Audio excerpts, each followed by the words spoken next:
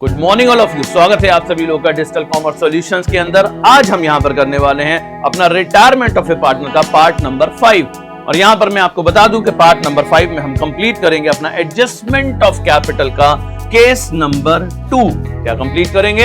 Adjustment of capital का case number 2। और ये इंपॉर्टेंट है बहुत ही ज्यादा आपके 2024 और 2025 के एग्जामिनेशन के लिए।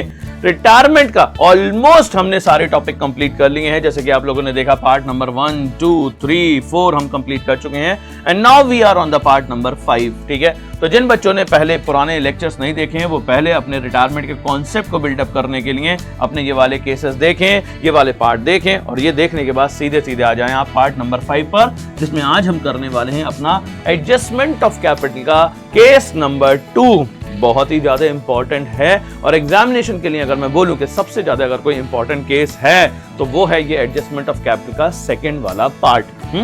तो जिन बच्चों ने पहले पार्ट 1 नहीं देखा है वो पहले इसका पार्ट 1 देखें। ठीक है, एडजस्टमेंट ऑफ कैपिटल का केस 1 देखें, तभी वो बेटर अंडरस्टैंड कर पाएंगे यहाँ पर। और जिन लोगों ने देखा है तो बहुत अच्छी बात है, तो अब वो सीधे यहाँ पर आ सकते हैं। बहुत ही ज्यादा इंपॉर्टेंट केस है, बहुत ही ज्यादा लिखा है यहाँ पर। मोस्ट इंपॉर्टेंट का मतलब है मोस्ट इंपॉर्टेंट। जैसे जैसे आप क्वेश्चन करेंगे आपको समझ में आ जाएगा कि वाकई में ये वाला टॉपिक कितना ज्यादा इंपॉर्टेंट है। और अगर आप प्रीवियस पेपर्स को उठा के देखें और ऑब्जर्व करें तो उसमें मैक्सिमम केसेस में ये वाला केस पूछा गया है। ठीक है जी, तो टाइम वेस्ट नहीं करते हैं, ऑब्जर्व करते हैं क्वेश्चन को और शुरू करते हैं। ठीक है, ऑब्जर्व करने के लिए हमने यहां पर एक क्वेश्चन को पिक कर लिया है। इस क्वेश्चन को सबसे पहले करेंगे और इस क्वेश्चन के अंदर ही हम डिफरेंट पॉसिबल केसेस जो भी हमारे बनने वाले हैं वो सब हम इसी क्वेश्चन के थ्रू डिस्कस करेंगे। ठीक है जी, क्वेश्चन बहुत ज्यादा इंपॉर्टेंट है। एक बार नहीं, इस क्वेश्चन को आपको 1 बार 2 बार 3 बार करना पड़ेगा। और क्यों मैं ये बात कह रहा हूं ये धीरे धीरे आज आपको समझ में आ जाएगा कि क्यों मैंने आपसे ये बात कही है। ठीक है जी, टाइम वेस्ट नहीं करते, शुरू करते हैं अपना लेक्चर। तो है क्या यहाँ पर ABC 3 पार्टनर हैं और इनका PSR कितना दे रखा है सर? 3:2:1 इनका PSR है। ऑन 31 मार्च 2024 इनकी बैलेंस शीट दे रखी है।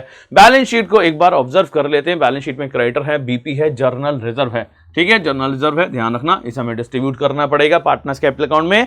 कैपिटल अकाउंट के बैलेंसेस दे रखे हैं, कैश है, स्टॉक है, डेटर्स है, प्रोविजन भी है, फर्नीचर है, मशीनरी है और गुडविल ऑलरेडी अपीयर्स भी दे रखा है। तो ऑब्जर्व करने से ये फायदा हो जाता है कि एक बार हमें पता चल जाता है कि ये सारे आइटम्स दे रखे हैं। At the time of preparing the partners capital account हमें एक्यूमुलेटेड प्रॉफिट डिस्ट्रीब्यूट करना है या लॉस को डिस्ट्रीब्यूट करना है या गुडविल ऑलरेडी अपीयर्स है इसे राइट ऑफ करना है। बस इतना छोटा सा फायदा हो जाता है और ये छोटा सा फायदा एग्जाम में बहुत इंपॉर्टेंट रोल प्ले करता है, क्योंकि अगर आप एक पॉइंट भी यहां से पोस्ट करना भूल गए तो एग्जामिनेशन में आपकी बैलेंस शीट नहीं मैच होगी और एक अनड्यू प्रेशर आपके ऊपर क्रिएट हो जाएगा। तो इसने क्वेश्चन को 1 मिनट देके 30 सेकंड देके थोड़ा सा ऑब्जर्व कर लेना, जो स्टार्टिंग के फर्स्ट 15 मिनट्स होते हैं उसके अंदर। ठीक है, आगे बढ़ते हैं। B is your retiring partner. B यहां पर रिटायर हो गया है। ठीक है जी, बहुत अच्छी बात है। And it was agreed that, क्या क्या इन्होंने प्रोविजन बनाए हैं। फर्स्ट पॉइंट दे रखा है, provision for doubtful debts is to be raised by ₹1000। Normal revaluation का पॉइंट है। Stock to be depreciated by 10% and furniture by 5%, ये भी रिवैल्यूएशन अकाउंट में जाएगा। थर्ड पॉइंट है, there is an outstanding claim for damages 1100 is to be provided for. ठीक है, ये भी रिवैल्यूएशन में जाएगा। Creditors will be written back by ₹6000, creditor 6000 रुपए से कम आ जाएंगे, ये भी रिवैल्यूएशन का पार्ट है। Goodwill of the firm is valued ₹22,000। Goodwill पूरे फर्म की कितनी है? 22,000 है। ठीक है जी, गुडविल का ट्रीटमेंट होता है वो भी करेंगे। और लास्ट पॉइंट, इस क्वेश्चन की ब्यूटी है ये सर लास्ट वाला पॉइंट। लास्ट वाले पॉइंट में बहुत सारी चीजें दे रखी हैं, तो लास्ट वाले पॉइंट को बहुत ध्यान से पढ़ते हैं और ध्यान से समझते हैं। ठीक है जी, क्या लिखा है लास्ट में ये भी पढ़ लेते हैं। B is to be paid in full with the cash brought in by A and C। ठीक है जी, B जो भी रिटायरिंग पार्टनर है उसको फुल कैश में पेमेंट करना है और जो पैसा लाएगा वो A और C यानी रिमेनिंग पार्टनर्स लेकर आएंगे। आगे भी कुछ कहा गया है, in such a manner that their capital are in proportion to their profit sharing ratio, और उनकी कैपिटल को प्रोपोर्शनेट करना है उनके NPSR में। एंड फाइनली एक और तीसरा पॉइंट यहां पर बताया गया है और वो क्या दे रखा है, वो कह रखा है क्वेश्चन में, cash in hand remains at ₹10,000, और उन सबके बाद इतना कैश भी हमारे पास बचना चाहिए। यानी जो लास्ट वाली एडजस्टमेंट है ये कहीं ना कहीं एडजस्टमेंट ऑफ कैपिटल से रिलेटेड है। और जब भी एडजस्टमेंट ऑफ कैपिटल की बात होती है 2 केसेस आपके सामने आते हैं। कौन कौन से सर? एक तो वो केस हमने पढ़ा है जिसके अंदर हमें कैपिटल गिवन होती है, सर कैपिटल दे रखी होती है, और एक दूसरा केस यहां पर है जिसके अंदर सर हमें कैपिटल नहीं दे रखी होती। तो सबसे पहले आपको ये ऑब्जर्व करना है, केस में कैपिटल गिवन है या कैपिटल नहीं दे रखी है। अगर कैपिटल दे रखी है तो बहुत अच्छी बात है सर, जैसे कि हमने AOC1 में करा था, यानी जो हमारा पार्ट नंबर 4 है उसमें करा था, ठीक है, वहां पर हमें समझ में आ गया था कैसे करना है। लेकिन आज का टारगेट है हमारा case 2 when capital is not given, जब कैपिटल नहीं दे रखी होगी तो हमें उसके ट्रीटमेंट कैसे करने हैं। तो आज हम ये सारी चीजें डिस्कस करने वाले हैं। ये ऑलरेडी हम अपने पार्ट नंबर 4 में डिस्कस कर चुके हैं, तो अभी भी बोलूंगा जिन बच्चों ने अभी तक पार्ट 4 नहीं देखा है वो पहले उसे यहां पर देखें और फिर उसके बाद फिर यहां पर मूव करें, ठीक है। तो हमारा टारगेट क्या है, ये वाला टारगेट है जिसमें हमें कौन सा केस करना है, केस 2 करना है, जहां पर कैपिटल नहीं दे रखी होती। तो अगर ध्यान से देखें इस क्वेश्चन को तो यहां पर एडजस्टमेंट के बारे में तो कहा गया है, लेकिन यहां पर इन्होंने कैपिटल की अमाउंट आपको नहीं बताई है कि नई फर्म की कितनी कैपिटल रखनी है, वो सारी चीजें आपको ही फाइंड आउट करनी पड़ेंगी, ठीक है जी। तो क्वेश्चन शुरू करते हैं अब यहां पर, ठीक है। क्या बनाना है इसमें sir, we have to prepare the revaluation account, हमें रीवैल्यूएशन अकाउंट बनाना है, पार्टनर्स कैपिटल अकाउंट बनाना है और बैलेंस शीट बनानी है ऑफ द न्यू फर्म, यानी सारी चीजें हमें यहाँ पर बनानी है। हमें बनाना है एक रीवैल्यूएशन अकाउंट, रीवैल्यूएशन के बाद बनाते हैं अपना एक partners capital account, partners capital के बाद बनाएंगे बैलेंस शीट। रिटायरिंग पार्टनर कौन है sir, B is your retiring partner, B हमारा रिटायरिंग पार्टनर है। हाईलाइट कर लेते हैं कहीं कंफ्यूजन ना हो जाए, ठीक। शुरू करते हैं। पहला पॉइंट क्या था, provision for doubtful debts to be raised by ₹1000, provision 1000 रुपए से और बढ़ाने हैं। ऑलरेडी कितने प्रोविजन है, ऑलरेडी सर 3000 रुपए के प्रोविजन है, 1000 रुपए से और बनाने हैं। उससे पहले ये और लिख लेते हैं कितने पार्टनर है हमारे, A B C are the partner, A B and C are the partner. PSR कितना है इनका 3:2:1, B is your retiring partner. तो इनका NPSR कितना हो जाएगा सर, अगर NPSR की भी बात करें, क्वेश्चन में और तो कोई इन्फॉर्मेशन थी नहीं, तो हमारा NPSR कितना रहेगा 3:1 रहने वाला है, और यही हमारा रहने वाला है क्या, गेनिंग रेशियो, ठीक। B is your retiring partner. पहला पॉइंट इन्होंने क्या कहा है आपसे, पहला पॉइंट क्या है, प्रोविजन को 1000 रुपए से और बढ़ा दीजिए, ठीक है जी। तो रीवैल्यूएशन अकाउंट में 2 प्रोविजन फॉर डाउटफुल डेट्स के नाम से दिखा देंगे। प्रोविजन फॉर डाउटफुल डेट्स कितना, 1000 रुपए से और बढ़ा दिए हमने। प्रोविजन ऑलरेडी कितने थे, प्रोविजन ऑलरेडी 3000 रुपए के थे, 1000 रुपए से बढ़ाने के बाद टोटल प्रोविजन हो गए 4000 रुपए के, और डेटर्स में से 25 में से अगर 4 माइनस कर देंगे तो sir revise value of debtor जो बचेगी वो होगी हमारी कितनी, 21,000। बात समझ में आ गई। पहला पॉइंट हमने यहाँ पर कंप्लीट कर लिया है। पहले पॉइंट के बाद आते हैं सेकंड पॉइंट पर, ठीक है। जितने बेसिक पॉइंट है थोड़ा जल्दी जल्दी कर लेते हैं, लास्ट में अपने मेन पॉइंट पर रुकेंगे। Stock is to be depreciated by 10%, stock को 10% से डेप्रिशिएट करना है। स्टॉक कितने का था सर, स्टॉक है 18,000 का, 10% से डेप्रिशिएट करेंगे, ठीक है। तो जितनी भी एसेट्स की वैल्यू डिक्रीज होगी वो हम यहाँ दिखाते हैं, सबको पता है एसेट्स इंक्रीज यहाँ दिखाएंगे, लायबिलिटीज डिक्रीज होगी यहाँ दिखाएंगे, और अगर लायबिलिटीज की वैल्यू इंक्रीज होगी तो उसे हम यहाँ दिखाते हैं, ठीक है। स्टॉक क्या हो गया, डिक्रीज टू स्टॉक कितनी अमाउंट से सर, 10% से। वैल्यू कितनी थी 18,000, 18,000 का 10% होता है 1800, 1800 से डिक्रीज करेंगे और बैलेंस शीट में hand to hand revised value दिखा देंगे। अगर बैलेंस शीट बनानी है तो रिवाइज वैल्यू विल बी ₹16,200। अगर 18,000 में से 800 रुपीज माइनस करेंगे, रिवाइज वैल्यू कितनी आएगी, 16,200 विल कम, ठीक। नेक्स्ट पॉइंट पर आते हैं। एंड फर्नीचर बाय 5%, फर्नीचर 5% से कम हो गया। 30,000 रुपए का फर्नीचर है, 5% नॉर्मली निकाल सकते हैं सर, इसमें कहाँ टाइम लगता है। 30,000 का 5% अगर निकालेंगे तो 1500 होगा टू फर्नीचर। फर्नीचर को 1500 रुपीज से रिड्यूस करना है, और 30,000 में से अगर मैं 1500 माइनस कर दूं, फर्नीचर की रिवाइज वैल्यू होगी 28,500 रुपीज। सर फर्नीचर वाला पॉइंट भी हो गया। फर्नीचर के बाद नेक्स्ट पॉइंट दे रखा है, there is an outstanding claim. क्या है, आउटस्टैंडिंग क्लेम है कितने का सर, 1100 रुपीज का, and is to be provided for. तो आउटस्टैंडिंग क्लेम क्या है सर, ये है हमारी अनरिकॉर्डेड लायबिलिटी। अनरिकॉर्डेड लायबिलिटी को रिकॉर्ड करना है, एंट्री बनती है revaluation account debit to unrecorded liability. तो 2 आउटस्टैंडिंग क्लेम फॉर डैमेजेस के नाम से हम यहाँ पर दिखाएंगे। कितना है सर, ये 1100 रुपीज है। तो बैलेंस शीट में दिखा देंगे outstanding claim for damages, outstanding claim for damages के नाम से आ जाएगा 1100। ये सारे पॉइंट रीवैल्यूएशन से रिलेटेड थे, बिल्कुल सिंपल पॉइंट है, हमने यहाँ पर इन्हें ट्रीट कर लिया है। Next, creditors will be written back bye ₹6,000। Creditor 6,000 रुपए से कम हो गए हैं। लायबिलिटीज अगर कम होती है तो ठीक है जी, बहुत अच्छी बात है, बाय क्रेडिटर्स के नाम से दिखा देंगे। लायबिलिटी 6,000 रुपए से कम हो गई है। लायबिलिटीज थी कितने की, क्रेडिटर्स थे हमारे 30,000 रुपीज के, 6,000 से कम हो गए, तो बैलेंस शीट में कितना जाएगा, 30 - 6 24,000। Revise value of creditors will B ₹24,000। जो पॉइंट रीवैल्यूएशन में गया है, मैं रिकमेंड करता हूं हमेशा कि उसे हैंड टू हैंड आप बैलेंस शीट में दिखाएं, लास्ट का टाइम बहुत ही ज्यादा सेव होगा। ये सारे ट्रीटमेंट हमारे हो गए हैं, सिर्फ हमारा एक गुडविल का ट्रीटमेंट बचा है और ये लास्ट में एडजस्टमेंट ऑफ कैपिटल वाला पार्ट बचा है। ठीक है, अभी गुडविल का भी ट्रीटमेंट करेंगे और उसे भी ट्रीट करेंगे जो लास्ट पार्ट है। ठीक, बट रीवैल्यूएशन के अंदर जितने पॉइंट्स आने थे वो हमारे आ चुके हैं। फाइनली अगर हम चाहें तो रीवैल्यूएशन अकाउंट को अपना बैलेंस कर सकते हैं। Balancing figure will be your profit और लॉस। तो देखा जाए तो क्रेडिट साइड का टोटल हमारा है 6000 और डेबिट साइड का टोटल है, अगर मैं यहां पर करूं 1 2 3 4 और ये हो गया 54। अगर बैलेंस निकालेंगे तो कितना निकल कर आएगा? Balancing figure will be ₹600।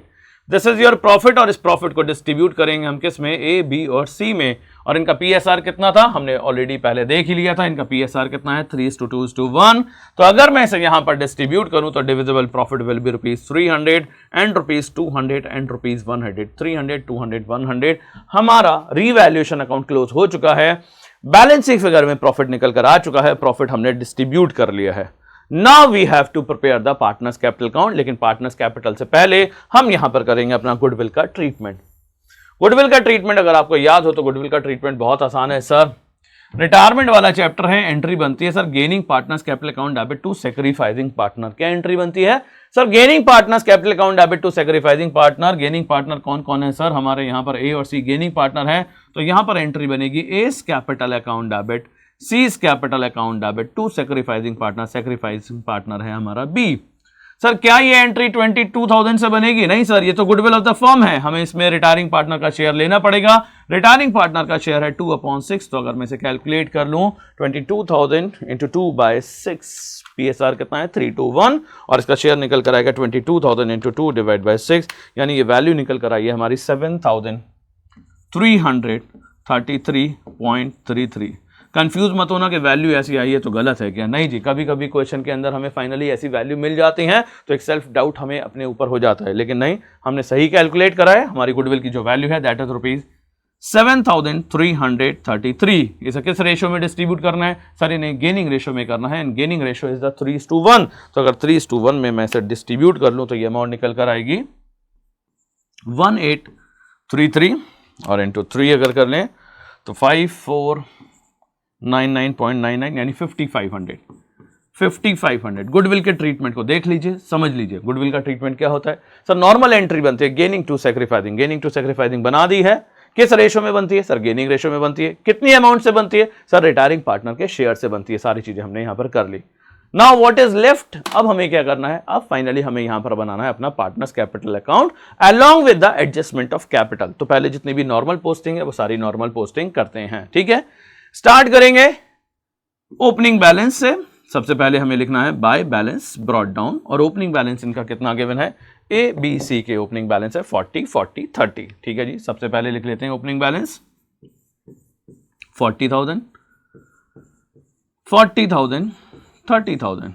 इसके बाद ये जो गुडविल की एंट्री बनाई है इसकी पोस्टिंग करते हैं, यानी बी के कैपिटल अकाउंट में पोस्टिंग करेंगे by S capital account, by S capital account और बाय सीज कैपिटल अकाउंट। किस में सर? बी में।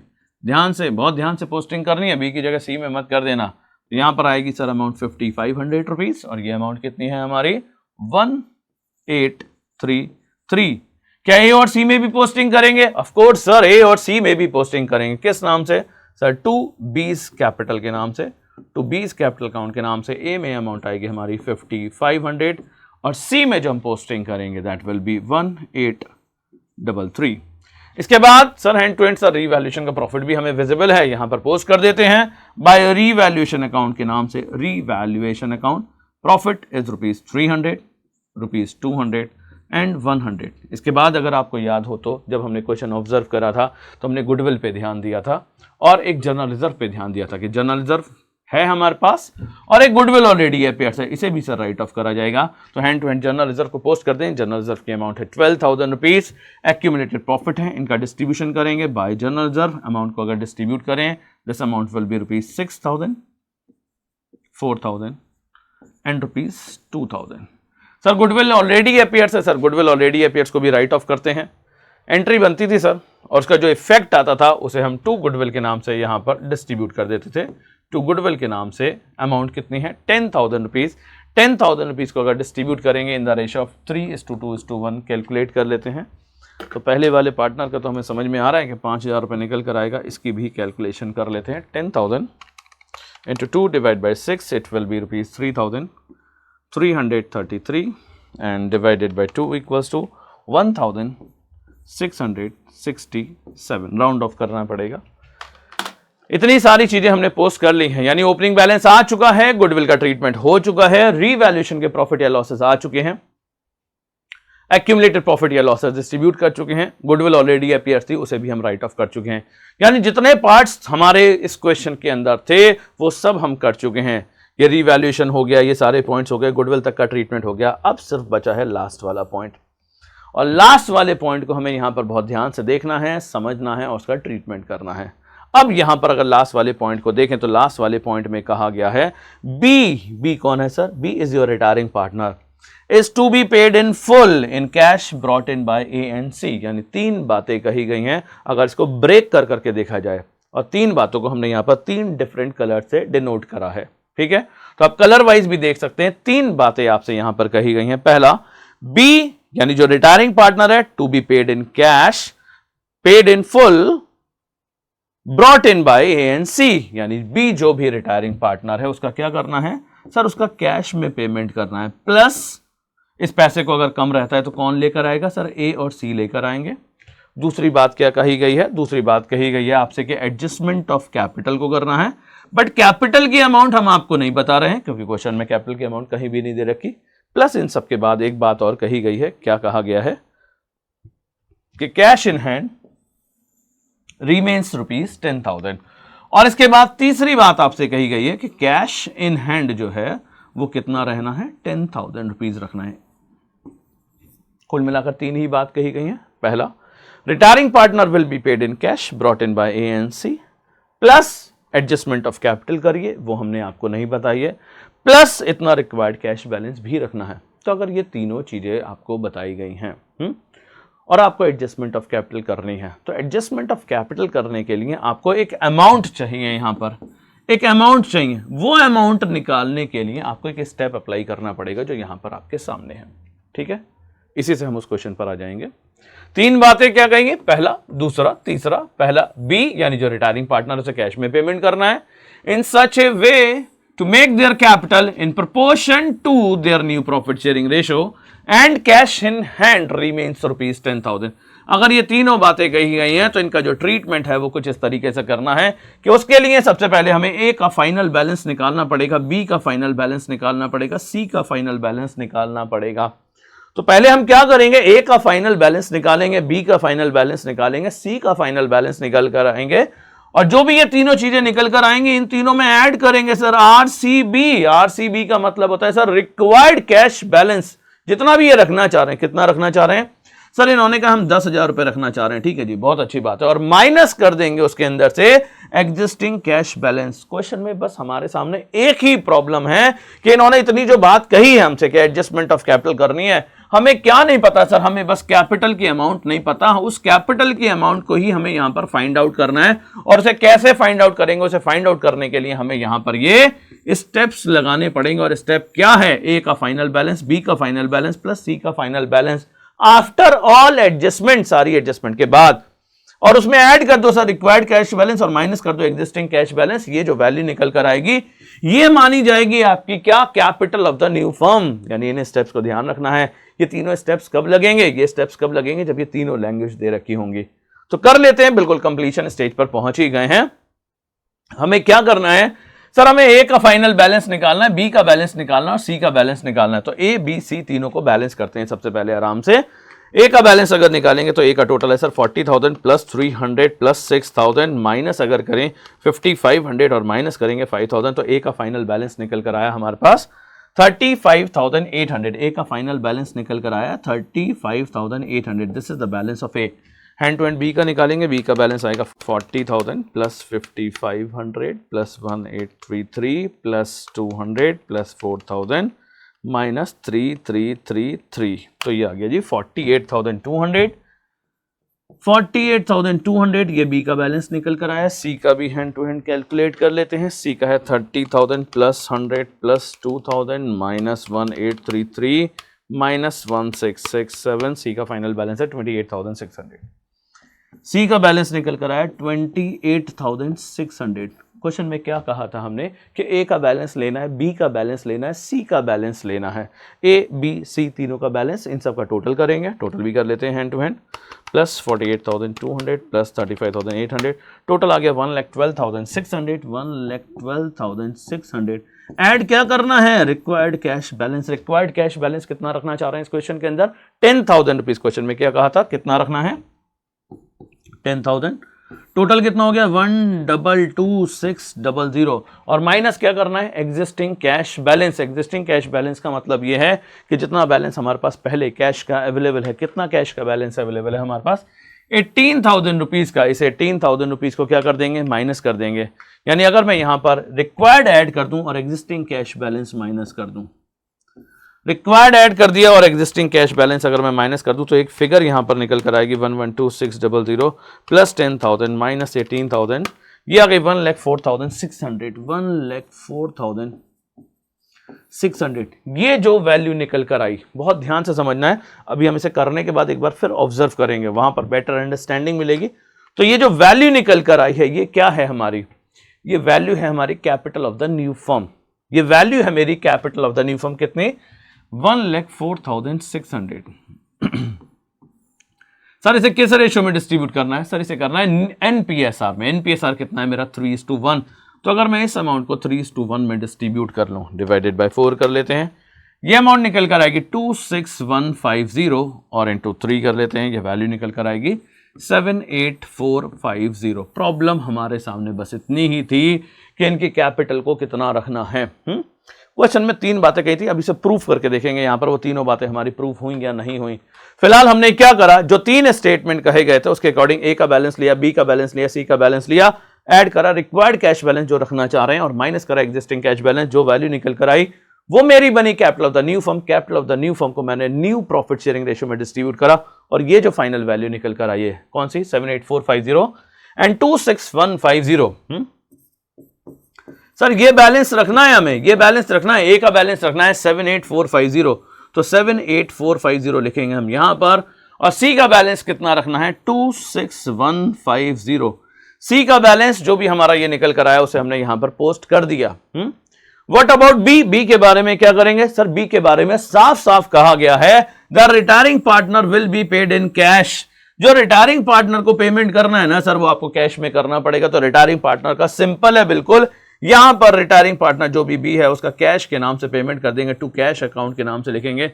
इसका बैलेंस कितना था सर, 48,200 रुपीज निकल कर आया था। रिटायरिंग पार्टनर को कैश में पेमेंट करेंगे, दोनों की एडजस्टमेंट ऑफ कैपिटल करनी पड़ेगी। ये अमाउंट निकल कर आई है, एनपीएसआर में डिस्ट्रीब्यूट कर दिया। इस अकाउंट को और बैलेंस करते हैं और समझते हैं फाइनल लेवल क्या है इसका।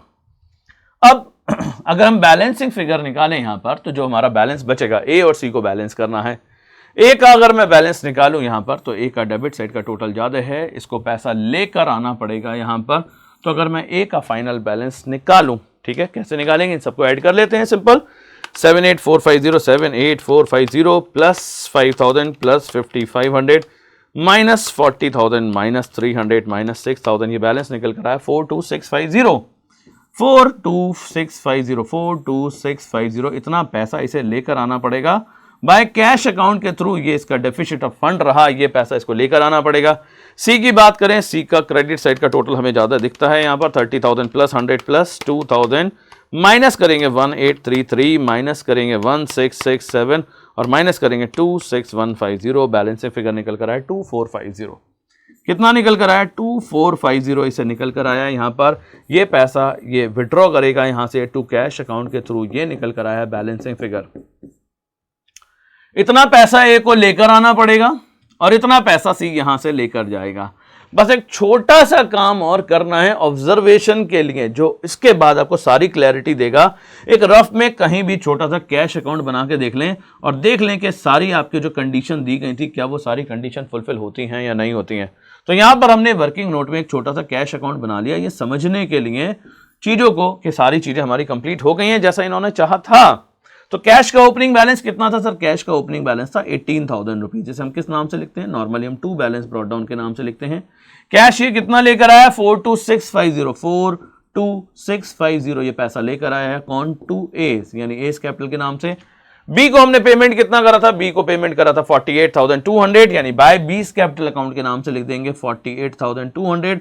और जो सी ने भी विड्रॉ करा है, कितना पैसा विड्रॉ करा है 2450, इसकी क्रॉस पोस्टिंग करेंगे 2450 यहां पर, और बस इसके बाद इसको बैलेंस कर लेते हैं। इसको बैलेंस करते हैं और फिर देखते हैं आपको क्या चीज दिखाई देती है। इसके बाद 18,000 प्लस 42650 टोटल हो गया 60650, कितना हो गया 60650, और इसमें से माइनस करेंगे 48,200 और माइनस करेंगे 2450, बैलेंसिंग फिगर विल बी ₹10,000। ये किसका कैश बच गया सर, ये कैश का फाइनल बैलेंस बच गया, जिसे हम बैलेंस कैरी डाउन के नाम से लिखेंगे। कैश का फाइनल बैलेंस बच गया 10,000 रुपीज। बस एक बात और ध्यान से देख लें आप लोग, यहां पर क्या देखना है, क्वेश्चन में हमसे तीन बातें कही गई थी। पहला, सर बी जो रिटायरिंग पार्टनर है उसका कैश में पेमेंट कर दो। क्या आपने इस क्वेश्चन के अंदर जो रिटायरिंग पार्टनर है उसका कैश में पेमेंट करा? हां सर, जो बात कही गई थी उसके अकॉर्डिंग हमने जो अपना बी रिटायरिंग पार्टनर है उसका कैश में पेमेंट करा। दूसरी बात कही गई थी आपसे, that is brought in by A and C. उस पैसे को अगर कोई कमी रहती है तो कौन लेकर आएगा? ए और सी लेकर आएंगे। तो डेफिनेट सी बात है, ए लेकर आया और सी पैसा लेकर गया। दोनों ही चीजें हो सकती हैं, ला भी सकते हैं और ले जा भी सकते हैं, it depends upon the balancing figure. तो ये पैसा लाया और ये ले गया, पहली बात कंडीशन फुलफिल हो गई। दूसरा, इन्होंने कहा सर एडजस्टमेंट ऑफ कैपिटल को करना, हम कैपिटल नहीं बताएंगे लेकिन वो किस रेशो में होनी चाहिए, वो आपकी एनपीएसआर में होनी चाहिए। कैपिटल को भी री एडजस्ट कर दिया हमने, इनके एनपीएसआर में, कैपिटल भी इनकी एनपीएसआर में एडजस्ट हो चुकी है, उसी के अकॉर्डिंग फाइनल वैल्यू हमारी यहां पर निकल कर आई है। और प्लस इसके बाद इन्होंने एक बात और कही थी, फाइनल छोड़ा नहीं था, कहीं थी पूरी बातें, क्या कि इन सबके बाद फाइनली कैश भी आपके पास 10,000 रुपए बचना चाहिए। तो फाइनली कैश देख लो जी, कैश अकाउंट बना के हमने इस बात को यहां पर प्रूफ करा है कि कैश का बैलेंस, ये सब कुछ होने के बाद, बी का पेमेंट करने के बाद, एडजस्टमेंट ऑफ कैपिटल करने के बाद, इन सब के बाद आपके पास 10,000 बचना चाहिए। तो कैश का भी बैलेंस हमारे पास 10,000 रुपीज बच गया है। तो इसीलिए मैंने कहा था लैंग्वेज बहुत ही ज्यादा इंपॉर्टेंट है। लैंग्वेज में हमने यहां पर किन तीनों चीजों को देखा, पहले क्वेश्चन को देखा, ऑब्जर्व करा, पढ़ा, और इसके अकॉर्डिंग जो हमने केस डिजाइन करा है। सेकंड एडजस्टमेंट में जो हमारा जो थर्ड वाला केस लगा है, सेकंड सी के नाम से जानेंगे अभी और आपको डिटेल में समझ में आएगा।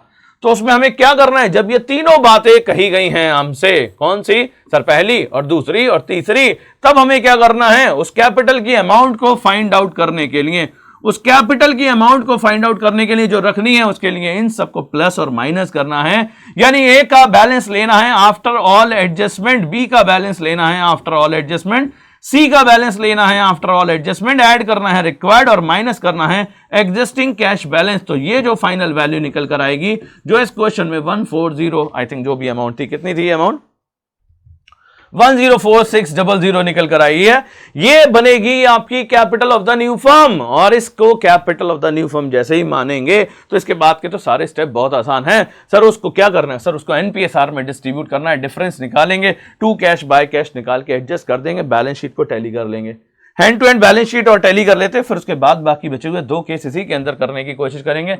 बैलेंस शीट को टैली करने के लिए क्या बचा है सर, इन कैपिटल को पोस्ट कर देते हैं।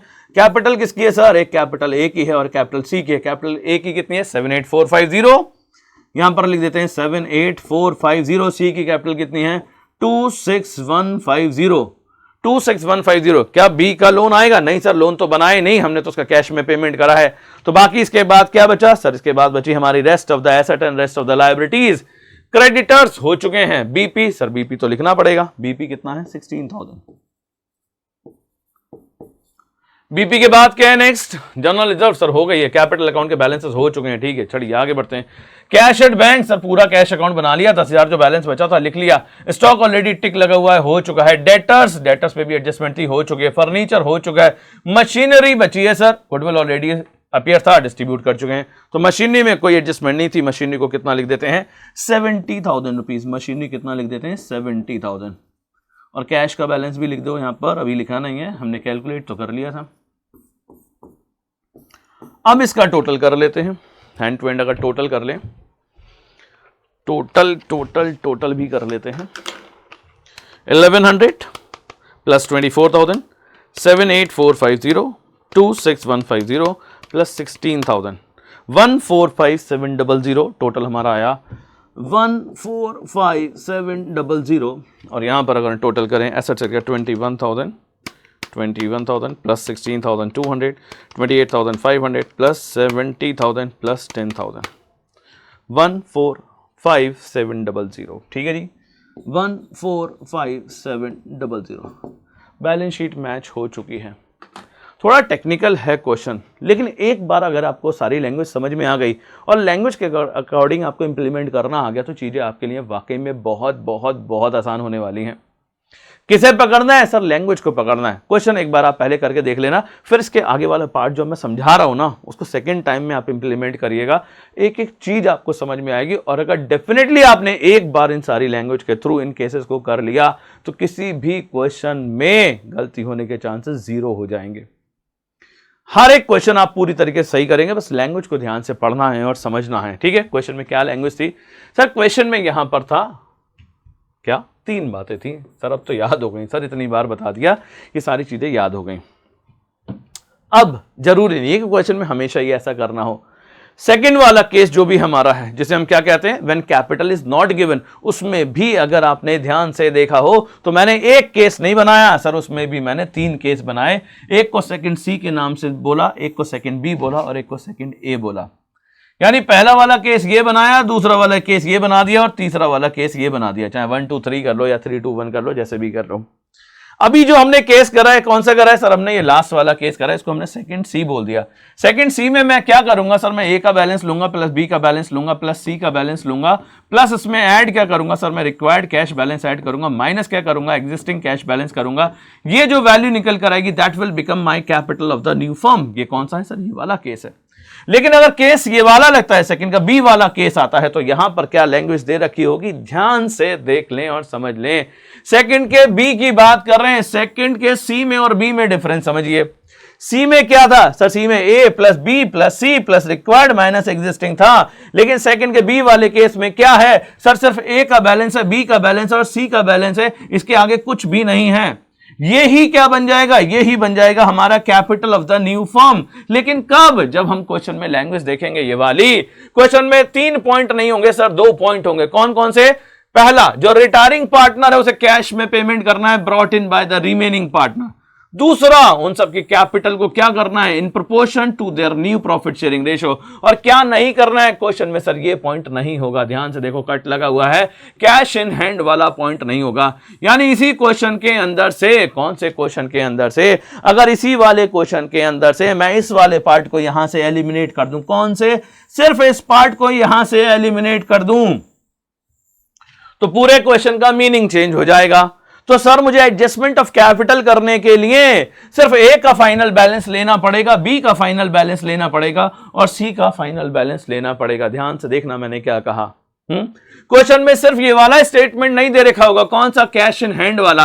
और अगर ये वाला स्टेटमेंट नहीं दे रखा है तो कैपिटल की अमाउंट को फाइंड करने के लिए क्या करेंगे सर? हम ए का फाइनल बैलेंस लेंगे सर, हम बी का फाइनल बैलेंस लेंगे, हम सी का फाइनल बैलेंस लेंगे जो सारी एडजस्टमेंट के बाद निकल कर आया, और ये जो इनका टोटल निकल कर आएगा that will become the capital of the new firm. इसे हम क्या करेंगे सर? इसे हम एनपीएसआर में डिस्ट्रीब्यूट करेंगे और जितना भी डिफरेंस निकल कर आएगा उसे टू कैश या बाय कैश में एडजस्ट कर दिया जाएगा। बात को बहुत ध्यान से समझना है, थोड़ा टेक्निकल है लेकिन ध्यान से सुनोगे तो सारी चीजें एक एक चीज आपको समझ में आएगी। यानी क्वेश्चन में क्या नहीं होगा सर? सिर्फ एक स्टेटमेंट नहीं होगा। कौन सा सर? कैश इन हैंड वाला स्टेटमेंट नहीं होगा। अगर मैं इस स्टेटमेंट को यहां से हटा दूं तो ये मेरा दूसरा वाला केस बन जाएगा, जिसमें मुझे कैपिटल के अमाउंट को फाइंड आउट करने के लिए क्या लेना है सर? ए का बैलेंस लेना है प्लस बी का बैलेंस लेना है प्लस सी का बैलेंस लेना है। बात समझ में आ गई? इसको करके जरूर देखिएगा। जब तक करके नहीं देखोगे, इंप्लीमेंट नहीं करोगे, चीजें समझ में नहीं आएंगी। सर इसमें एक केस और था, आपने तो टोटल 3 बताए थे। हाँ सर, एक केस और था। यहां पर क्या है सर? वो बी भी गायब हो गया सर, बी भी गायब हो गया। यानी कि 2 पॉइंट कट हो गए यहां पर सर। कैश इन हैंड वाला पॉइंट कट हो गया प्लस एक पॉइंट और कट हो गया। कौन सा sir? B is to be paid. यहां पर थोड़ी गलती हो गई, ये वाला पॉइंट कटेगा। कौन सा? पहला वाला पॉइंट कटेगा। पहला पॉइंट क्या कटेगा? जैसे कि इन्होंने क्या कहा था? इन्होंने कहा था B is to be paid in full. अगर मैं इस लाइन को भी यहां से कट कर दूं, B is to be paid in full, cash brought in by A and C, अगर मैं इस पॉइंट को भी कट कर दूं, कि जो रिटायरिंग पार्टनर है उसे कैश में पेमेंट करना है, रिटायरिंग पार्टनर है उसे कैश में पेमेंट करना है। अगर इस लाइन को भी मैं यहां से डिलीट कर दूं तो उस कंडीशन में क्या होगा, उस कंडीशन में सिर्फ आपको ए का और सी का ही बैलेंस लेना पड़ेगा। ए का बैलेंस जो आफ्टर ऑल एडजस्टमेंट निकल कर आया है प्लस सी का जो बैलेंस आपका आफ्टर ऑल एडजस्टमेंट निकल कर आया है, इन दोनों को ऐड कर लेंगे तो ये जो बन जाएगी ये मेरी capital of the new firm बन जाएगी। लेकिन यहां पर क्या ध्यान रखना है, रिमेंबर बी का कैश में नहीं पेमेंट करना, तो बी का क्या बनाना पड़ेगा सर, लोन बनाना पड़ेगा। अभी तक ये क्या कहते थे, बी का कैश में पेमेंट कर दो, लेकिन अब ये बात नहीं कहेंगे और ये कैश वाली बात भी नहीं करेंगे, बस ये कहेंगे कैपिटल को रीएडजस्ट करना है इनके एनपीएसआर में, लेकिन कैपिटल की अमाउंट हम आपको नहीं बता रहे हैं। तो अगर ये वाली बात कही है तो यहां पर जो आपको एडजस्टमेंट ऑफ कैपिटल की अमाउंट फाइंड आउट करनी पड़ेगी, उसके लिए आपको ए का फाइनल बैलेंस लेना पड़ेगा और सी का फाइनल बैलेंस लेना पड़ेगा और इनका जो टोटल निकल कर आएगा ये बन जाएगी आपकी capital of the new firm. लेकिन ध्यान रखना है कि बी का क्या बनाना पड़ेगा, जो रिटायरिंग पार्टनर है सर उसका क्या बनाना पड़ेगा, सर उसका लोन बनाना पड़ेगा। तो सारा खेल किस चीज का है, सारा खेल लैंग्वेज का है। और मैं आपको यही बोलूंगा कि आप इसी वाले एक क्वेश्चन को, इस एक क्वेश्चन को एक बार नहीं करें सर, इस क्वेश्चन को आप 3 टाइम्स करें, 3 बार करें, 3 बार करें। पहली बार करें जब उसमें तीनों केसेस एप्लीकेबल हैं। कौन कौन सा, जो रिटायरिंग पार्टनर उसे कैश में पेमेंट करना है प्लस एडजस्टमेंट ऑफ कैपिटल भी करनी है बट कैपिटल की अमाउंट पता नहीं है, प्लस रिक्वायर्ड कैश बैलेंस के बारे में कहा गया है। दूसरी बार में क्या करें सर, इस वाले पॉइंट को हटा दें यहां से, तो फिर क्या करेंगे, तीसरी बार में क्या करेंगे सर, इस वाले पार्ट को भी हटा दें। तो इस तरीके से जब आप इस एक क्वेश्चन को तीनों एंगल से कर लोगे तो डिफरेंट पॉसिबिलिटीज, डिफरेंट केसेस आपके सामने आ जाएंगे और आप हर एक केस के अंदर परफेक्ट हो जाएंगे। तो पहले करके देखिए, अगर नहीं समझ में आया तो मुझे दोबारा बताइए, मैं यहाँ पर आपको फिर से ये तीनों केसेस एक लेक्चर में और यहाँ पर इंप्लीमेंट करने के लिए दे दूंगा और आपको समझ में आ जाएंगे। लेकिन जहां तक मुझे उम्मीद है कि जितना भी मैंने आपको बताया है तो यहाँ पर आप बहुत अच्छे तरीके से उसको इंप्लीमेंट कर पाएंगे। ये केस वाकई में एग्जाम के लिए बहुत ही ज्यादा इंपॉर्टेंट है। इसी की लैंग्वेज को थोड़ा सा घुमा देते हैं और चेंज कर देते हैं और यहाँ पर बच्चे मोस्टली कंफ्यूज होते रहते हैं। तो आपको क्या करना है, सबसे पहले इस क्वेश्चन को 3 टाइम्स करना है, एक बार सेकंड के सी वाले केस से, एक बार सेकंड के बी वाले केस से और एक बार सेकंड के ए वाले केस से। फिर जब आपको ये सारे केस समझ में आ जाएंगे तो इस केस में प्रॉब्लम क्या थी सर, प्रॉब्लम बस यही थी कि सर कैपिटल नहीं दे रखी होती थी, उस कैपिटल को फाइंड आउट करना है। और इस वाले केस में क्या था सर, इसमें तो कैपिटल गिवन होती थी तो हम क्या करते थे सर, उसे ही एनपीएसआर में डिस्ट्रीब्यूट कर देते हैं और डिफरेंस निकाल लेते थे। इससे पहले क्या होता था सर, इससे पहले तो सिंपल केस ही होता था और कुछ था ही नहीं इसके अंदर। तो पूरा रिटायरमेंट इस चार्ट के अंदर आपका कवर है, ये सारे एडजस्टमेंट के केसेस हैं आपके सामने। इन सारे केसेस के थ्रू आपको इन सारी चीजों को इंप्लीमेंट करना है और धीरे धीरे हम अपने बिल्कुल कंप्लीशन स्टेज पर पहुंच गए हैं। एक छोटा सा लोन अकाउंट और बचा है, उसे और हम यहाँ पर कंप्लीट कर लेंगे, ठीक है। और बाकी अगर देखा जाए तो पूरा रिटायरमेंट आज हमारा कंप्लीट हो चुका है। सिर्फ बची है तो आपके लेवल से प्रैक्टिस। कुछ बच्चे बहुत डिमांड कर रहे थे सर जल्दी वीडियो बनाइए और जल्दी से हमें पार्ट नंबर 5 और पार्ट 6 दिखाइए, तो आप लोग के सामने पार्ट आ चुका है और बहुत ही जल्दी आपको लोन अकाउंट भी मिल जाएगा। तो अब आपका पार्ट बचा है, आपको करनी है प्रैक्टिस और बहुत जल्दी से मिलते हैं अपने नेक्स्ट वीडियो के अंदर जहां पर हम कंप्लीट करेंगे अपना लोन अकाउंट। ठीक है जी, तो मिलते हैं अपने नेक्स्ट वीडियो के अंदर। All the best, thank you very much.